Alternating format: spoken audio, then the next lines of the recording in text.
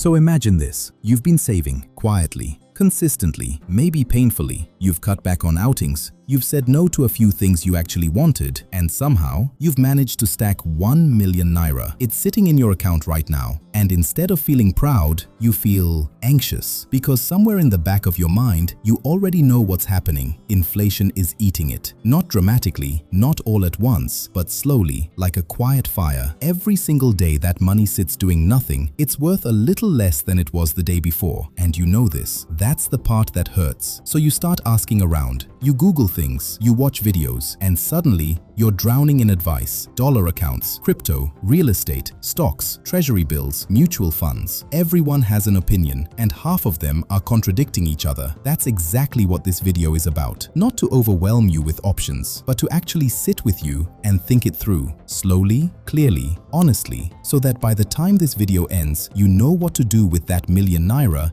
in a way that actually makes sense for your life. Here's the thing most people get wrong about investing in Nigeria. They treat it like a Western finance problem. They watch American YouTube channels and think, okay, I'll open an index fund. Or they read a book from the 1990s and think, just put your money in the bank and let compound interest do the work. And while those ideas aren't completely wrong, they miss something critical. The Nigerian economy does not behave the way those books were written for. When inflation is running at around 30 to 34%, which is where Nigeria found itself through much of 2024, putting your money in a regular savings account that pays you 3 to 5% interest annually is not saving. It's shrinking. You're losing purchasing power in slow motion, and the number in your account is going up while what it can actually buy is going down. That gap between the number and the reality is where most Nigerian savers are quietly suffering right now. And nobody talks about it openly because it feels embarrassing, like somehow you should have figured this out already. But here's what I want you to understand. This is a structural problem, not a personal failure. Nigeria's financial environment is genuinely complex. Interest rates shift, the naira fluctuates, access to global markets has historically been limited, and the financial advice available, both online and offline,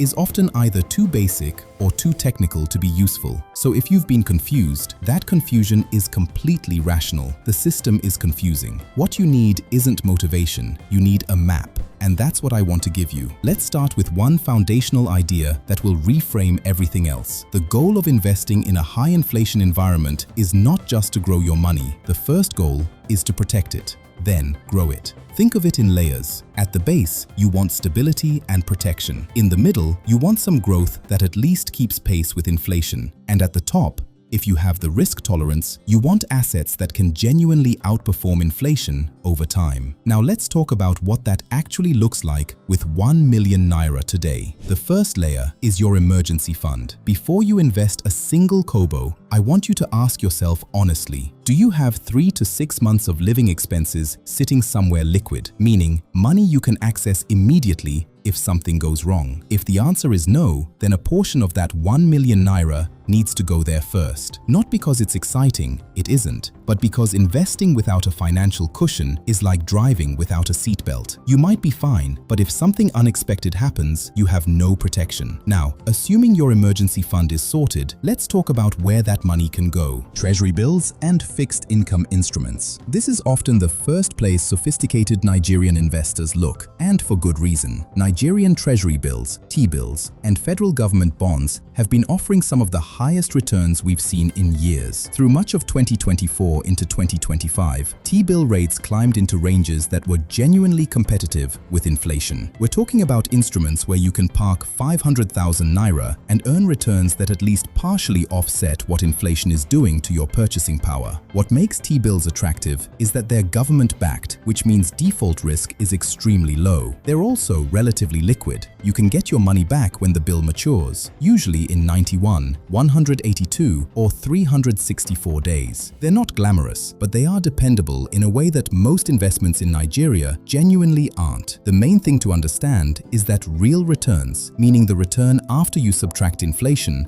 may still be low or even slightly negative in periods of very high inflation. So T-bills alone probably won't make you wealthy, but they can protect you while you think about what to do next. If you want access without doing it directly, many Nigerian mutual funds invest heavily in fixed income instruments and offer similar exposure with lower minimum entry points and professional management. Companies like ARM, Stanbic IBTC, and Coronation Asset Management all offer Naira-denominated money market and bond funds worth looking into, dollar-denominated savings, and Eurobonds. Here's a conversation that has become almost unavoidable for Nigerian savers: the Naira question. Over the last several years, the Naira has experienced significant depreciation, and while no one can predict with certainty what will happen next, the reality is that holding all your wealth in one currency that has historically been volatile carries a particular kind of risk: currency risk. This is why many financially aware Nigerians have been looking at dollar-denominated options, not because they're abandoning Nigeria, but because diversifying across currencies is a basic risk management strategy, the same way a business doesn't keep all its stock in one warehouse. Some options here include dollar-denominated savings accounts offered by certain Nigerian fintechs and banks. There are also Eurobonds, government or corporate bonds issued in dollars, which pay dollar-denominated returns. The challenge here is that 1 million Naira, depending on the exchange rate, may not get you far in dollar terms, but even a small allocation toward a stable currency can act as a hedge. There are also apps and platforms that now allow Nigerians to invest in foreign assets, dollar mutual funds, US stocks, ETFs, with relatively low minimums. Names like RiseVest, Bamboo, and others have made this more accessible than it used to be. These come with their own risks: platform risk, regulatory shifts, so it's worth doing your research and not putting all your eggs in one basket. The Nigerian Stock Exchange. Equities are where things get interesting and more volatile. The Nigerian Stock Exchange has had moments of strong performance. In certain years, it has outpaced inflation significantly. In others, it has lost badly. That's the nature of the stock market anywhere in the world, and Nigeria is no different, except that the Nigerian market is smaller, less liquid, and more susceptible to macroeconomic shocks than larger markets. That said, if you have a long time horizon, meaning you don't need this money for at least 3 to 5 years, and you can emotionally handle seeing your investment go down before it goes back up, Nigerian equities deserve a place in your portfolio.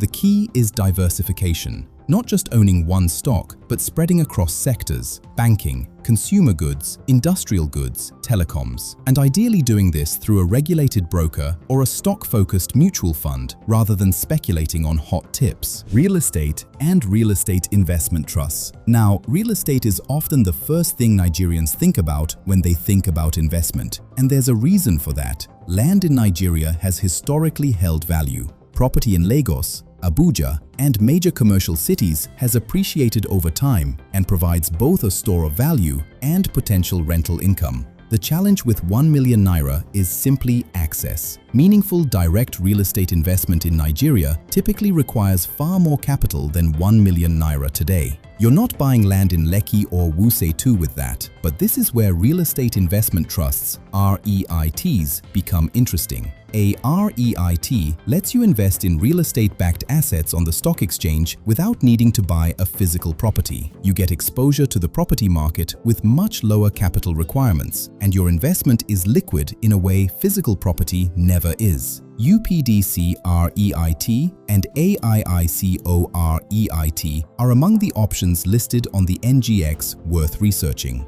Agriculture and alternative investments. Nigeria has a growing ecosystem of agri-fintech platforms that allow individuals to fund farming operations and receive returns at harvest. Platforms that have operated in this space have offered potentially attractive yields. I want to be honest here though, this space carries meaningful risk. Platform reliability, agricultural risk, weather, pests, market prices, and regulatory clarity are all factors. If you're considering this, allocate only a small portion of your money you could psychologically afford to lose if something went wrong, and do serious due diligence on any platform before committing. The turning point. Here's the mindset shift I want you to walk away with. Investing is not a single decision, it's a system. Most people think of investing as a one-time question. Where do I put my money? And then they wait for the perfect answer and often do nothing while inflation quietly takes what they worked hard to save. But the people who actually build wealth over time don't find the perfect investment. They build a portfolio.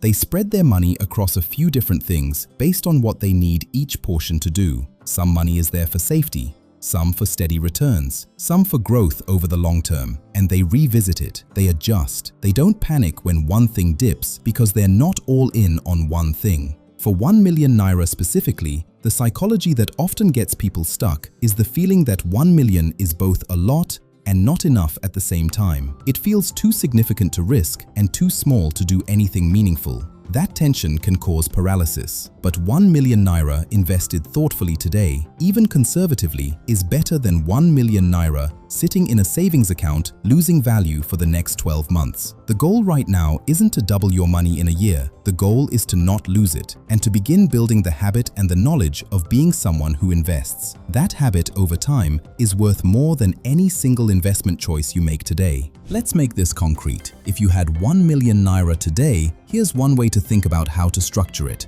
Not as a prescription, but as a framework you can adapt to your own situation. First, confirm your emergency fund is in place. If you don't have it, set aside 200,000 naira to 300,000 naira in a high-yield savings account or money market fund and call that your cushion. Accessible, boring, and essential. With the remaining capital, consider splitting it across at least 2 to 3 instruments. A significant portion, maybe 40 to 50%, could go into a T-bill or a naira-denominated money market fund for safety and steady returns. Another portion, maybe 20 to 30%, could go into Nigerian equities through a regulated broker or equity mutual fund with the understanding that this is a longer-term position. And a smaller portion, 10 to 20%, could go into a dollar-denominated instrument as a currency hedge. The exact percentages will depend on your personal risk tolerance, your income stability, your time horizon, and whether you have other financial obligations. There's no one-size-fits-all answer.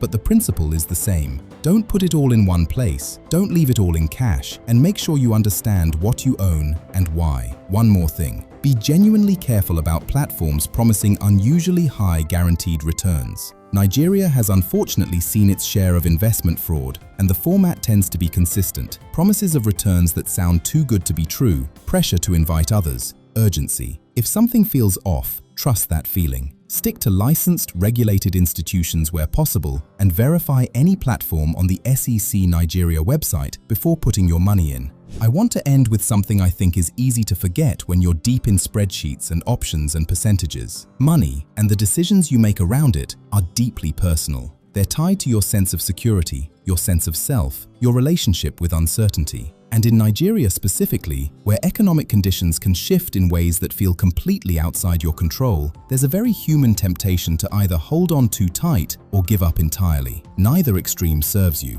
What serves you is moving steadily, making thoughtful, informed decisions with what you have, accepting that you won't always get it perfectly right, and understanding that every time you choose to engage with your financial life rather than avoid it, you're building something. Not just a portfolio, but a relationship with your own future. 1 million naira is not a small thing. It represents real sacrifice, real discipline, real work. Treat it with the respect it deserves. Be patient with it. Be patient with yourself. You don't need to have it all figured out. You just need to take the next honest step. And if this video helped you think more clearly about what that step might look like, that's enough for today. Take care of yourself. What's your biggest question about investing in Nigeria right now?